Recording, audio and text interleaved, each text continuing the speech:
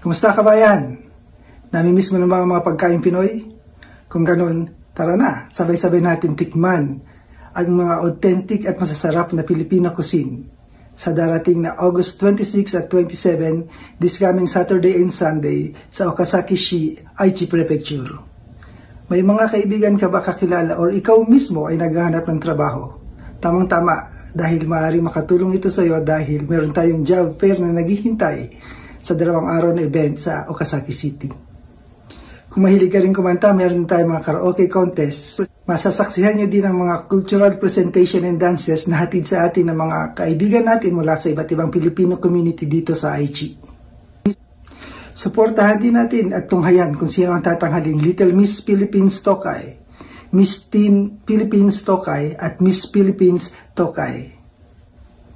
Alam mo ba na maaaring isa ka sa 2 swerteng mananalo ng round-trip ticket to Philippines hatid sa atin ng Cebu Pacific?